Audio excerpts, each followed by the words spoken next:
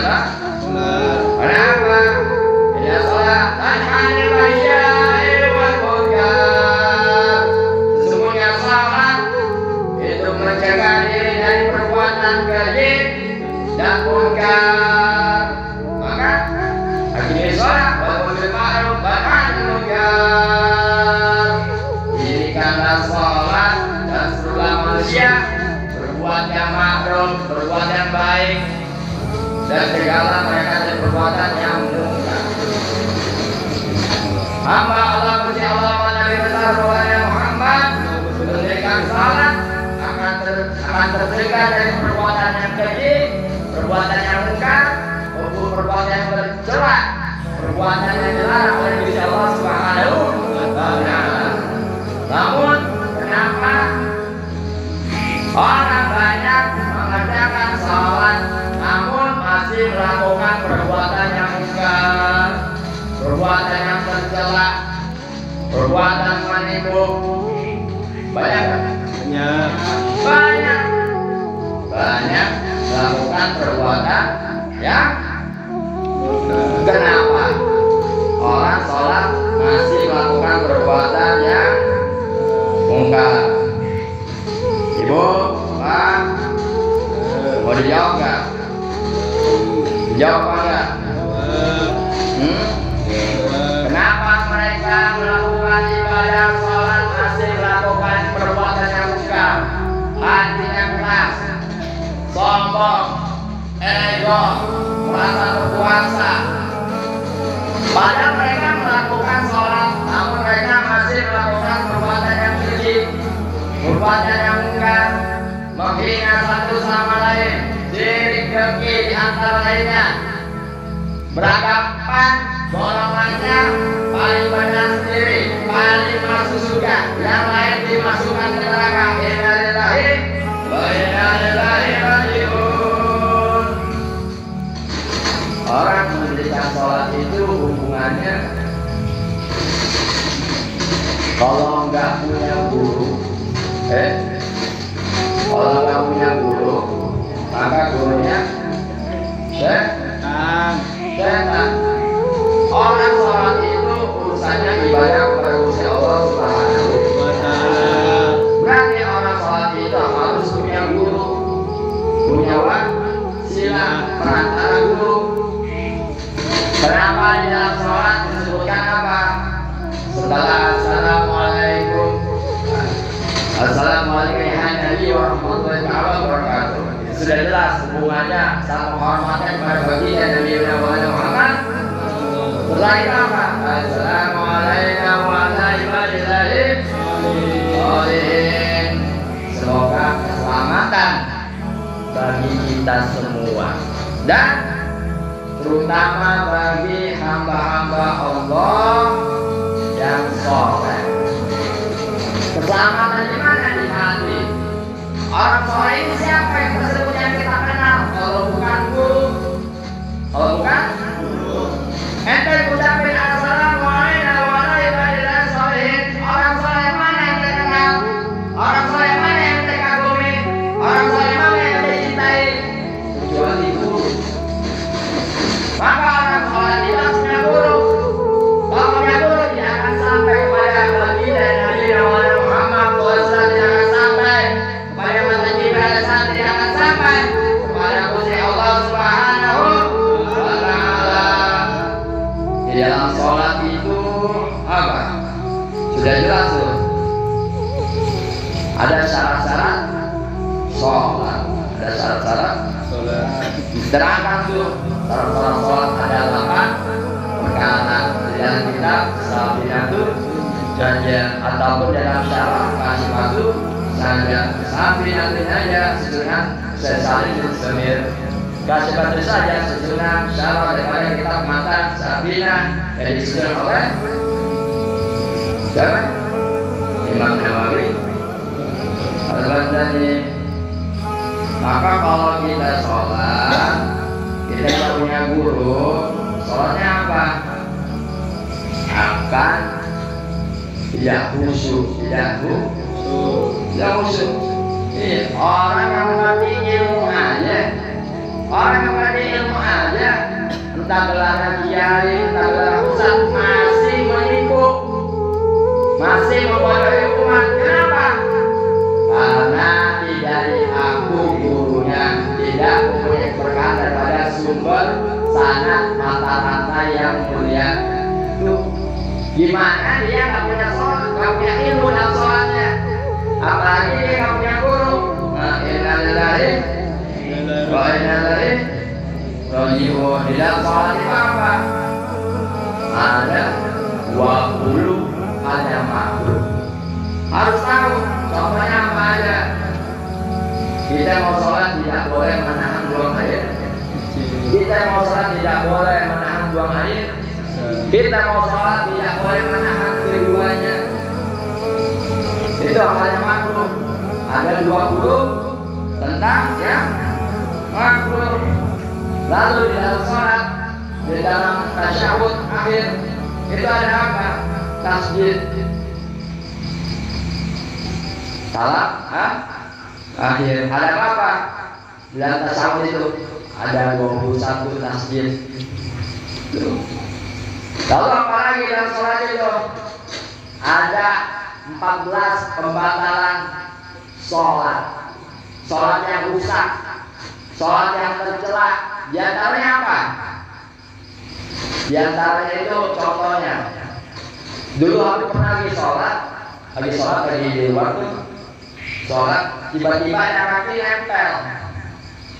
nempel, dipaksa buat nempel di kaki, tiba-tiba kaki nempel, akhirnya habis jauhin tuh. Itu hal yang makruh. Di dalam kitab Kasyifatus Syarah Syarah kitab Matan Sabina. Ini orang nggak ngerti kali ya apa beda aliran. Akhirnya habis injek kakinya. Ini orang nggak pernah belajar upacara. Nggak pernah makan bangku sekolahan. Kalau pernah belajar upacara, gimana mau mendirikan sholat? Upacara aja harus kakinya harus benar. Nggak boleh injak kaki orang. Nah itu perihal tentang syarat-syarat tentang sholat. Nah, bila mana ada orang mengerti ilmu sholat, namun masih apa? Masih melakukan perbuatan yang keji, masih melakukan perbuatan yang mungkar, merasa mau menang sendiri, merasa paling benar, merasa apa? Merasa alim, merasa hebat, merasa pintar, merasa, namun masih melakukan perbuatan keji dan munkar. Walaupun ngakunya dia punya guru, tapi masih melakukan perbuatan yang keji dan munkar. Apalagi dia seorang kiai, apalagi dia seorang ulama ustaz, jadi imam masjid, dia masih menipu umat. Iya. Tapi masih melakukan yang perbuatan yang keji dan munkar sampai tanah orang dijual. Innalillahi wa inna ilaihi raji'un. Berarti itu orang gak punya sanad mata rantai, gak punya guru. Walaupun bisa baca kitab, tapi tidak dapat keberkahan guru, barakah guru, tidak dapat apa? Kecintaan dari guru. Makanya kalau kita bicara tentang sholat, mengucapkan assalamualaikum warahmatullahi wabarakatuh, itu hubungannya guru kita menyatukan kepada guru kita. Guru kita menyatukan kepada guru kita. Bicara apa keguruan? Misalnya di sini apa? Misalnya si Abdullah pernah belajar sama Ajaman Muayyad, pernah belajar sama Ajaman Mama Baden, pernah belajar bersama si Abdul Haq Guntur, pernah belajar lagi sama siapa? Si Ahmad Sadiwi, pernah belajar lagi sama siapa? Saya Muhammad Said, pernah belajar dia sama siapa? Saya Hasan Mustafa Garut, terus sampai aku sebutin sampai ke atas, bisa? Aku tahu. Itu sangat keguruan. Sangat kita pikir kan urusannya ibadah. Kita aja punya guru, punya sanad yang benar, mata-mata yang benar. Misal Syekh Ahmad Ciperang ketemu Syekh Ahmad Syadili. Misal contoh rumus utawi iku sanadnya kemana?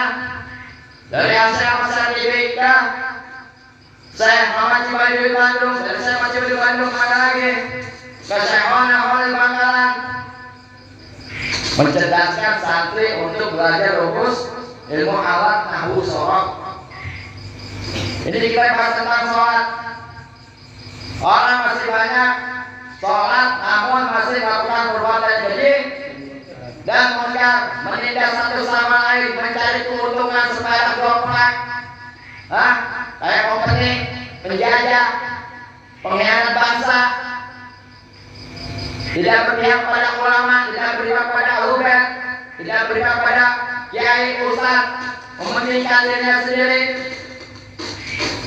Innalillahi. Bicara sholat kembali lagi. Kalau nggak punya guru, gurunya setan. Kalau dia punya guru, pasti punya sanad guruan, pasti punya sanad ilmu ibadah, ilmu sholat. Contohnya kitab apa? Kitab Safinatun Najah. Matanya, caranya kasih patuh saja. Contohnya kitab apa lagi? Kitab Sulaiman Taufik yang disusun oleh Syekh Abdullah bin Sabit Tahir. Al-Imam Nawawi rahimahullah ta'ala itu mensyaratkan kitabnya siapa?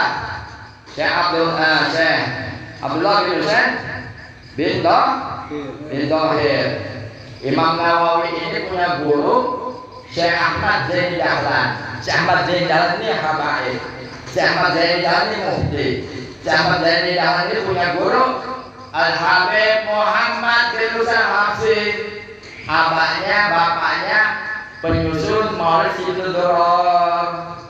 Habib Muhammad bin Husain Habsyi ini punya guru Syekh Abdullah bin Husain bin Tahir Al-Qur'an, penyusun matan kitab Sulamun Taufik. Imam Nawawi punya sanad ke situ tuh, mensyaratkan mata rantai keguruan kitabnya disyaratkan oleh Imam Nawawi. Itu ilmu fikih, itu sanad kitab, sanad ilmu ibadah. Jadi ibadah itu kalau punya guru, di hatinya akan diusahakan. Makanya tuh orang ibadah pikirannya duit, pikirannya utang, amanah, pikirannya lain, dunia, sholatnya tenang, sholatnya khusyuk. Kalau kita sholat yang punya mata rantai, punya sanad, punya keguruan, tahu ilmunya, tahu sanad kitabnya, maka sholatnya akan tenang, khusyuk. Ibaratnya seperti kita sholatnya itu di atas langit. Berpernah kan? Makanya kalau jadi imam sholat tuh harus punya guru, punya mata rantai. Baca sholat, kitabnya apa, gurunya siapa. Bukan belajar dari Google, masih mending orang baru punya guru. Orang tidak sebetulnya mencari Islam untuk mengombong Islam, untuk memecah Islam, untuk menghancur Islam, untuk mengadu domba umat baginda Nabi Maulana Muhammad. Jadi sholat itu harus punya guru. Mata kita Safinatun Najah disusun oleh Syekh bin Semir. Gurunya siapa? Syekh Abdullah bin Ahmad Basaudan. Syekh Abdullah bin Ahmad Basaudan punya guru lagi tuh. Muridnya sebenarnya Imam Abdullah bin Haddad siapa? Habib Umar bin Abdurrahman Al-Bar. Habib Umar bin Abdurrahman Al-Bar ini muridnya Imam Qutb bin Isyaq bin Ibad. Habib Abdullah bin Alwi bin Muhammad Haddad. Sanad tingginya Safinatun Najah kemana? Ke Habib Ahmad bin Jalasi. Habib Ahmad bin Jalasi di zamannya disebutkan sebagai mufti Imamnya Syafi'i di zamannya. Itu sangat tinggi, sangat kitab ibadah. Kalau dia nggak punya guru, berarti gurunya sah. Ibadahnya kemana? Jukir balik, olahraga. Innalillahi. Kalau orang punya sangat guru, punya rahmat, punya kasih sayang, punya peduli umat, punya cinta kepada umat Nabi besar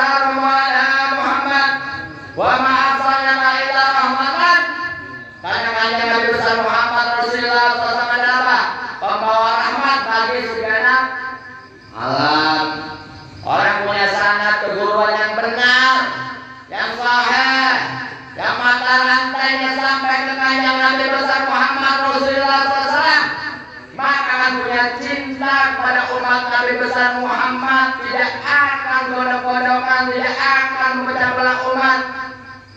Punya peduli. Apalagi kalau dia benar-benar punya mata rantai kepada baginda Nabi besar Muhammad, sangat keguruan, sangat ilmu, sangat kitab, sangat zikir, sangat sholawat, sangat torekoh, sangat baju, sangat imamah, sampai kacamata aja ada sanatnya, sampai kacamata ada sanatnya. Walaupun di zaman Nabi itu nggak ada kacamata yang pakai kacamata. Kalau Habib mau pakai kacamata, pakai imamah, seperti ulama, aku punya sanatnya semua. Pakai kacamata di zaman Nabi ada bid'ah, kacamata bid'ah. Jadi kalau punya sanatnya, dari Mustafa bin Ja'far Segaf, Habib Mustafa bin Ja'far Segaf punya guru, Habib Umar bin Muhammad bin Hafiz Abdurrahman. Jadi nggak sembarangan. Itu hubungannya hal dunia ada sanatnya, di mana kita ibadah kepada Gusti Allah Subhanahu. Nah, kalau dia ibadah nggak punya guru, nggak punya sanat, nggak tahu ilmunya, berarti ibadahnya apa? Olahraga. Itu banyak. Walaupun jangan terkecoh sama pakaian menipuman. Iya. Dia mengaku gurunya sebulan, dia mengaku pernah belajar silo. Namun apa? Tidak mendapat keberkahan guru. Masih mending Bahlul dapat barokah cinta guru. Itu Masya Allah. Bahlul dapat barokah cinta guru. Mbah Hasyim Asy'ari, pendiri NU, Mbah Hasyim Asy'ari, muridnya Syekh Khalil Bangkalan. Beliau kerjanya apa? Tukang membersihin kandang ayam. Iya. Akhirnya apa? Bisa jadi ulama besar. Karena apa? Karena keberkahan guru. Dijodohin sama siapa? Sama anaknya kiai. Jadi saya bahas Asy'ari malu. Nggak punya ilmu. Tapi karena patuh perintah gurunya apa? Dalam hitungan 3 hari 3 malam dia bisa menguasai ilmu agama. Keberkahan. Akhirnya apa? Bisa menjadi tokoh ulama yang sangat dikenal di zamannya sampai detik ini. Makanya minimal itu kita mau ibadah harus punya guru. Imam Nawawi Al-Bantani bukan hanya masyarakat kitab Saminah, susunan Syekh Samir, bukan hanya masyarakat kitabnya Syekh Abdullah Habib Abdullah bin Said Tahir. Beliau juga masyarakat kitab fikih Risalah Jami'ah. Tuh Imam Nawawi masyarakat kitabnya susunan Habaib di akhir zaman ini banyak. Mereka mengaku beragama, mengaku berilmu, menentang cucu baginda Nabi besar Rasulullah Muhammad. Sedangkan ulama-ulama tahu sahaja, saking cinta dengan para habaib, saking cinta dengan ilmu, memperbanyak guru, memperbanyak barokah lewat sanad zuriyah baginda Nabi besar Rasulullah Muhammad sallallahu alaihi wasallam. Beruntung yang bisa istiqomah hadir di majelis yang mulia, yang punya mata rantai sanad yang sahih, yang benar. Beruntung orang pilihan. Setan banyak demen nih, tapi benar. Iya, sama ya. Makanya dihasut yang didomba, ngapain ngaji sama Habib gini begitu bid'ah A B C D Z. Iya, gak ada teman. Udah usah bantu, bisa apa? Nyusahin, repotin. Ya kan? Iya, nyari keuntungan lewat ibadah, innalillahi.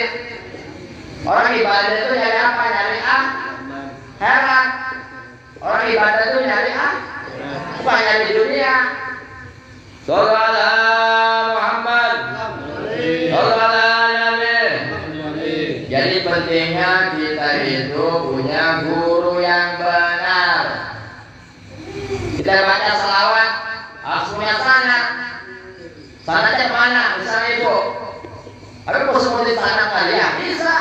aja. Soalnya ya, misal dulu punya guru, nanti habis sebutin kaget lagi. Istrinya Habib Ilham tuh punya guru misalnya, Syabul Karim punya guru, Kiai Haji Sulaiman Sukabumi punya guru, sama Sekarang punya guru, sama Sadiwi. Oh, kalau dia tahu sangat, wah sama-sama satu apa? 110 ke atasnya. Nah, jadi pentingnya kita itu punya guru yang benar, bukan guru sama setan. Contohnya guru sama setan siapa? Yang rasa paling benar, yang guru sama setan apa? Suka nipu, masih melakukan perbuatan keji, tercela, masih merasa paling hebat. Nah itu guru sama setan ciri-cirinya. Apalagi yang muslim habaib, setan tidak sudah paling benci sama dia bagi dan Nabi besar Muhammad Rasulullah. Nah, itu tuh berguru sama setan kawan. Walaupun kedalamnya pakaian muslim, jelas tidak? Yang berguru sama setan, itu ciri-cirinya. Gampang aja. Iya, bergurunya makan di PKI Yahudi sekutunya tuh, makan di PKI Yahudi itu. Jadi company antek-antek apa? Belanda mau muncul. Innalillahi. Allah.